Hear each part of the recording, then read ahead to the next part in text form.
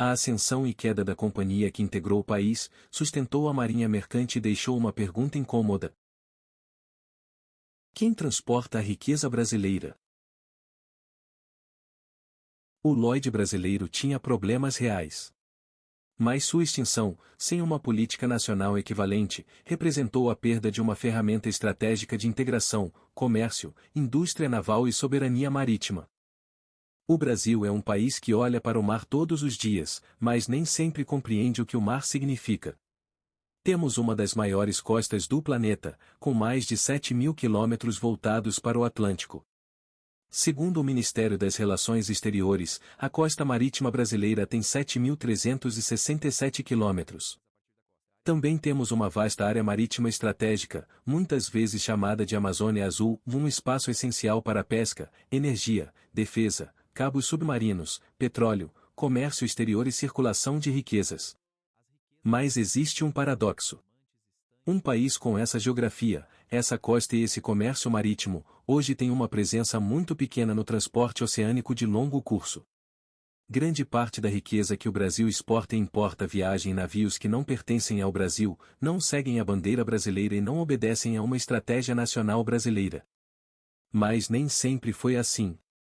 Durante quase um século, uma companhia simbolizou a ambição do país de estar presente nos mares, o Lloyd brasileiro.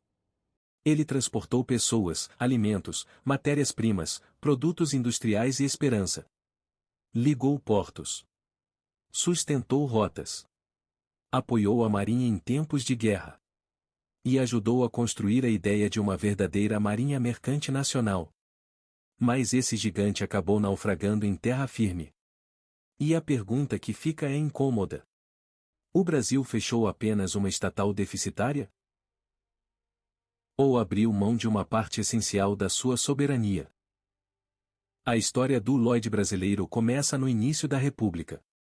Em 19 de fevereiro de 1890, o Decreto número 208 organizou o Lloyd brasileiro. O Arquivo Nacional registra que a companhia foi criada como empresa destinada à exploração dos serviços de navegação, reunindo companhias subvencionadas e dando forma a uma empresa nacional de navegação. Mas o Lloyd não nasceu apenas como uma empresa comum. Desde a origem, havia uma ideia estratégica por trás dele. O Brasil precisava de uma marinha mercante capaz de integrar o território, abastecer regiões distantes, conectar portos nacionais ao exterior e servir como reserva para a defesa marítima. O próprio debate da época associava a marinha mercante à defesa nacional. O estudo histórico de Alcides Goulart Filho lembra que o preâmbulo do Decreto número 208 reforçava a ideia da marinha mercante como auxiliar da Armada Nacional em caso de guerra. Isso é fundamental. O Lloyd não era apenas uma frota de navios. Era uma ferramenta de Estado. Em um país continental, onde muitas regiões eram mal conectadas por ferrovias e estradas, a cabotagem, a navegação entre portos do próprio país, era uma forma de costurar o território. Antes de caminhões dominarem a logística brasileira, antes de rodovias atravessarem o país, o mar era uma estrada natural. E o Lloyd brasileiro foi uma das grandes tentativas de transformar essa estrada marítima em projeto nacional. Nas décadas seguintes, o Lloyd brasileiro cresceu e se tornou uma das principais referências marítimas da América do Sul. A companhia operava linhas de cabotagem e de longo curso, conectando portos brasileiros a rotas internacionais. Navios do Lloyd transportavam passageiros, café, borracha, carnes, manufaturados, correspondências, equipamentos e tudo aquilo que ajudava a mover a economia de um país em transformação. Em certos períodos, sua frota chegou a reunir dezenas de embarcações. O material de base que estamos usando registra, por exemplo, a referência a 122 navios operacionais em 1939, embora os números possam variar conforme o critério usado para contar navios ativos, afretados ou incorporados à frota. Mas o ponto principal não está apenas na quantidade. O Lloyd representava a presença. Presença brasileira nos mares. Presença brasileira nas rotas comerciais. Presença brasileira no transporte da própria riqueza nacional. Durante as guerras mundiais, essa presença ganhou dimensão dramática. Navios mercantes não eram apenas instrumentos econômicos. Em tempos de conflito, podiam transportar suprimentos, apoiar a defesa e manter o país conectado em meio ao risco dos submarinos e ataques no Atlântico. Na Segunda Guerra Mundial, navios mercantes brasileiros foram atacados por submarinos do eixo, e a guerra marítima deixou marcas profundas na memória naval do país.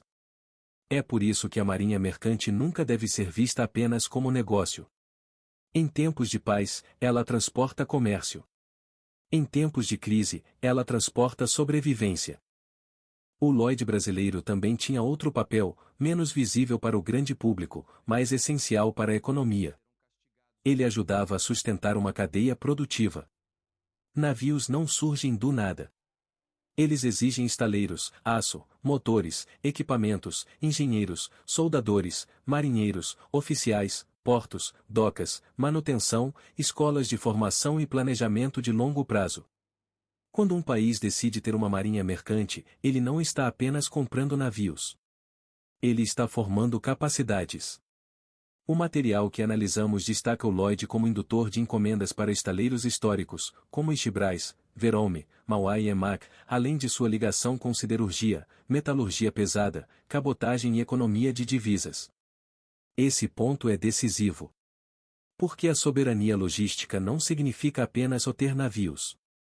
Significa ter capacidade de decidir rotas, transportar cargas estratégicas, formar pessoal especializado e manter conhecimento técnico dentro do país. É por isso que, durante muito tempo, o Lloyd foi visto como mais do que uma companhia de navegação. Ele era uma peça de uma engrenagem maior de marinha mercante, indústria naval, defesa, comércio exterior e integração nacional. Mas nenhuma história séria sobre o Lloyd brasileiro pode ignorar seus problemas. A companhia não foi apenas vítima de decisões políticas posteriores. Ela também acumulou dificuldades reais. Ao longo do século XX, o Lloyd sofreu com burocracia, interferência política, excesso de pessoal, custos elevados, endividamento, ineficiência portuária e dificuldade de acompanhar as transformações tecnológicas do transporte marítimo. O mundo mudava rapidamente. A navegação internacional avançava para navios maiores, containerização, gestão globalizada e grandes armadores transnacionais. O Lloyd, em muitos momentos, não conseguiu acompanhar esse novo padrão.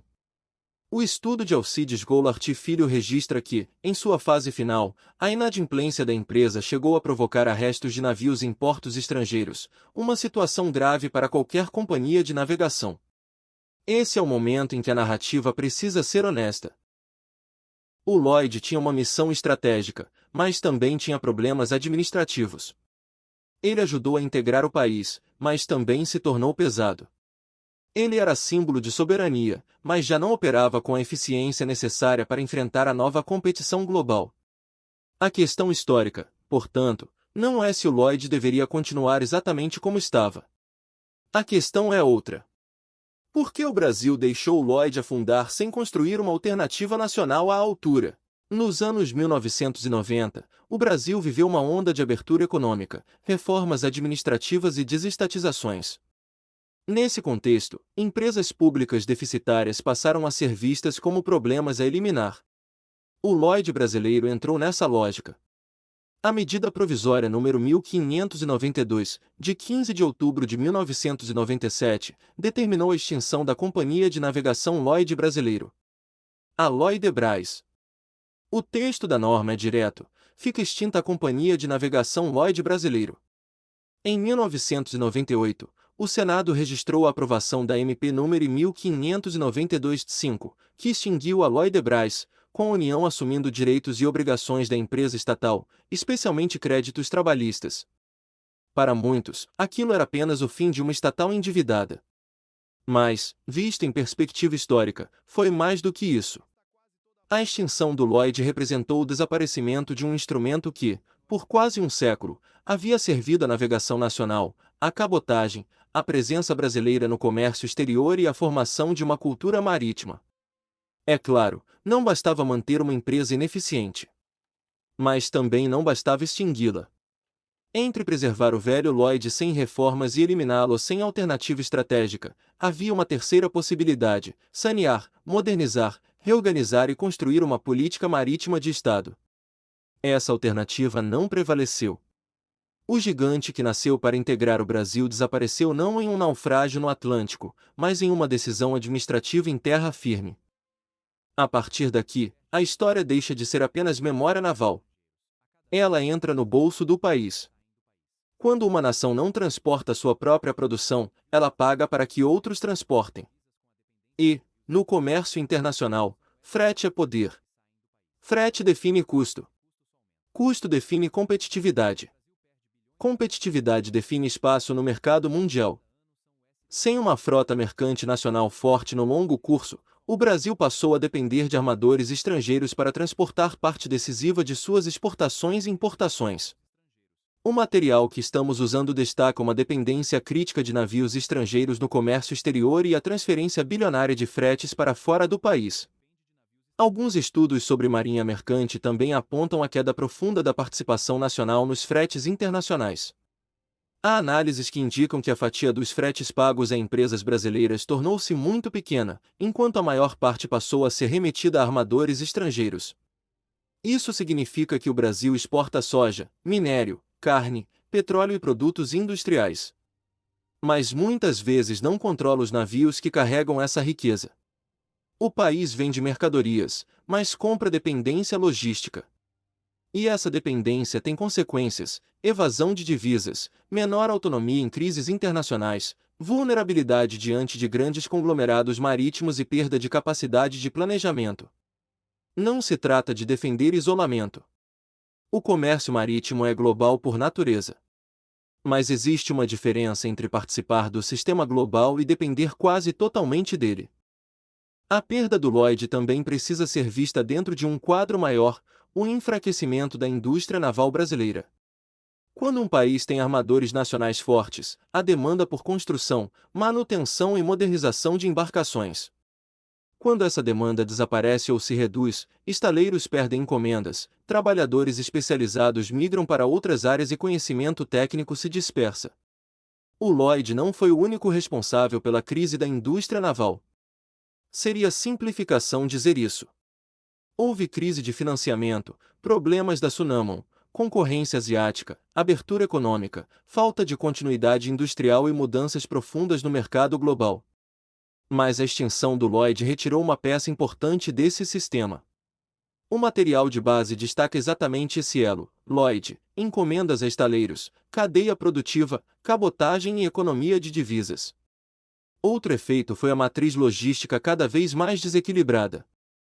O Brasil, que poderia usar mais intensamente sua costa para transportar cargas por cabotagem, tornou-se excessivamente dependente das rodovias. Caminhões são essenciais.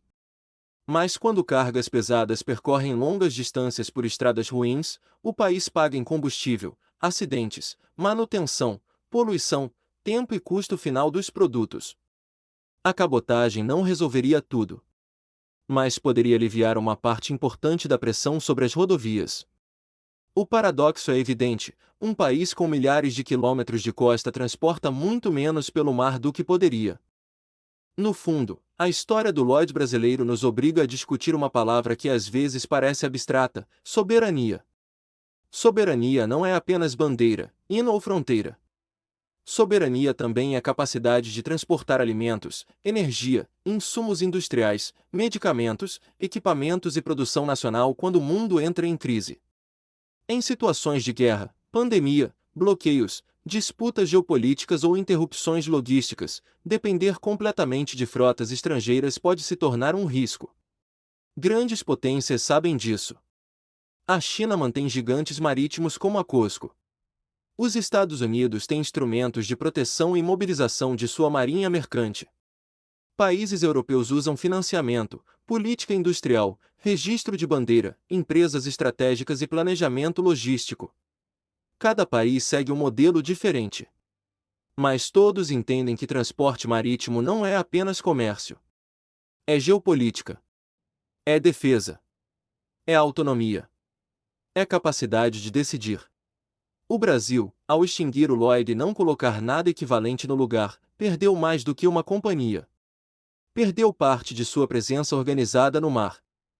A história do Lloyd brasileiro não deve ser contada como uma simples saudade de um passado glorioso. Também não deve ser reduzida à caricatura de uma estatal ineficiente. Ela é mais importante do que isso. O Lloyd foi, ao mesmo tempo, uma grande conquista histórica e uma empresa que acumulou problemas reais. Foi instrumento de integração, mas também sofreu com má gestão. Foi símbolo de soberania, mas chegou ao fim sem conseguir se adaptar ao novo mundo da navegação global. Por isso, a pergunta não é se devemos recriar o Lloyd exatamente como ele era. A pergunta é se o Brasil pode continuar sem uma política nacional de navegação à altura de sua geografia, de sua economia e de sua posição no Atlântico Sul. Talvez a resposta esteja em uma nova companhia nacional. Talvez em uma empresa de capital misto. Talvez em uma política robusta de cabotagem, construção naval, formação marítima, financiamento, tecnologia dual e integração com a defesa. Mas uma coisa parece clara. Um país do tamanho do Brasil não pode tratar o mar como detalhe. O mar é estrada. É fronteira. É riqueza. É risco. É oportunidade. O Lloyd brasileiro desapareceu. Mas a pergunta que ele deixou continua navegando. Quem deve transportar o futuro do Brasil? Aqui no Professor Joe, a ideia não é apenas responder perguntas, mas aprender a pensar melhor sobre elas. Se este tema fez você refletir, deixe seu comentário. O Brasil deveria criar uma nova companhia nacional de navegação? Ou o caminho deveria ser outro?